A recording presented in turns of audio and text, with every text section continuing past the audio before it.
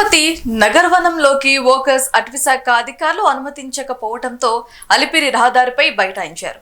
అలిపిరికి వెళ్లే రోడ్డు మార్గంలో Tirupati forest division Narayanavanam ఉంది. అక్కడ నిత్యం ఉదయం వోకర్స్ వాకింగ్ చేస్తూ ఉంటారు. అయితే సోమవారం ఉదయం వాకింగ్ కోసం వచ్చిన స్థానికులను టికెట్ తీసుకుని లోపలికి వెళ్లాలని సిబ్బంది తెలిపారు. తమపై అధికారి డిఎఫ్ఓ సూచన మేరకు టికెట్ పెట్టినట్లుగా ఆమె చెప్పారు. అయితే దీంతో ఆగ్రహించిన వోకర్స్ రోడ్డుపై బైఠాయించి వాహనాలను అడ్డుకొని నిరసన వ్యక్తం చేశారు. అలిపిరి సిఐ చొరవతో వోకర్స్ నిరసనను విరమించుకున్నారు. రేపటిలోగా సమస్య పరిష్కరించుకుంటే పెద్ద ఎత్తున అలిపిరి రోడ్లో బైఠాయించి నిరసన చేస్తామని హెచ్చరించారు.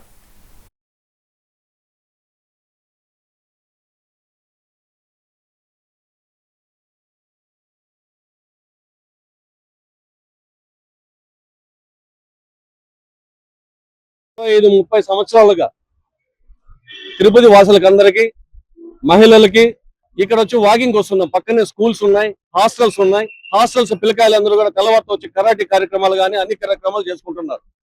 ఇక్కడ ఉండే నగరవనంలో వాకింగ్ వస్తే ఒక్కసారి వచ్చినామంటే ఈ సుందరమైన ప్రదేశంలో మళ్ళీ మళ్ళీ రావాల్సిన పరిస్థితి ఇక్కడ ఉంటుంది.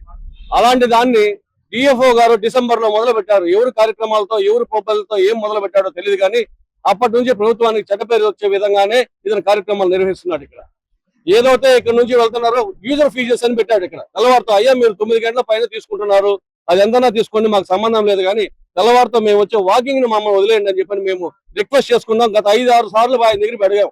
నిన్న తెల్లవారుతో కూడా అతను చెప్పాడంటే ప్రభుత్వానికి చెడ్డపేరు వస్తుంది సార్, మీ వెనకాల ఫలానా శక్తులు ఉన్నాయి, వాళ్ళు చెప్తున్నారు, వాళ్ళని దృష్టిలో పెట్టుకోండి, మీరు వాళ్ళని దృష్టిలో పెట్టుకొని పరిపాలన చేయదండి అని చెప్పడం మేము వాళ్ళ దృష్టికి తీసుకెళ్ళాం. ఆయన ఈ రోజు ఏం చేస్తున్నారంటే తెల్లవారుతో వచ్చి బీగం వేసాడు. మీరు డబ్బులు కడితేనే లోపలికి రండి అని చెప్పని ఈరోజు చేశారు. కడుపు కాలిన మహిళలు, ఎప్పుడు రోడ్డు మీదకి రాని మహిళలు, పిల్లలు, ఇంజనీర్లు, డాక్టర్లు కాకుండా ప్రభుత్వ ఉద్యోగులు, జిల్లా స్థాయి అధికారులు కూడా ఈరోజు రోడ్డు మీద తీసుకొచ్చే పరిస్థితి ఆయన తీసుకొచ్చాడు. ఇది 30 సంవత్సరాలు దివ్యారామం తిరుపతిలో ఎక్కడా లేనటువంటి ప్రశాంతమైన వాతావరణం ఇక్కడ ఉంటది. ఆ ప్రశాంతమైన వాతావరణంలో ఇక్కడ నడక కోసం వచ్చినటువంటి కొన్ని వందల మంది హక్కులు కలరాసే విధంగా ఈరోజు డిఎఫ్ఓ వ్యవహరించడం అనేది చాలా బాధాకరమైనటువంటి విషయం. డిఎఫ్ఓ గారు ఇక్కడ నడక కోసం ప్రతిరోజు 20 రూపాయలు చెల్లించాలి అని చెప్పని ఒక నిబంధన ఉంది అని చెప్పని చెప్తా ఉన్నాడు. కానీ ఆ నిబంధనలు ఎక్కడ కూడా అమలు చేసినటువంటి పరిస్థితి లేదు. ఎక్కడైనా దివ్యారామం లాంటి పార్కులు ఎక్కడైతే ఉన్నాయో ఆ పార్కులకు సంబంధించినటువంటి ఫీజు కూడా ఎక్కడ కూడా వసూలు చేయలేదు. కానీ కొత్తగా డిఎఫ్ఓ వచ్చిన తర్వాత తరతరాలుగా డిఎఫ్ఓలు చాలా మంది మారినారు, ఎక్కడ కూడా ఫీజు వసూలు పెట్టింది లేదు. ఉదయం 6 గంటల నుంచి 8 గంటల వరకు ఫీజు వసూలు చేయొద్దని చెప్పనని గత పదాలుగా మేము అక్కడికి వెళ్ళి డిఎఫ్ఓ గారికి విన్నవించాం. అనేక సందర్భాలుగా మెమరాండాలు ఇచ్చాం.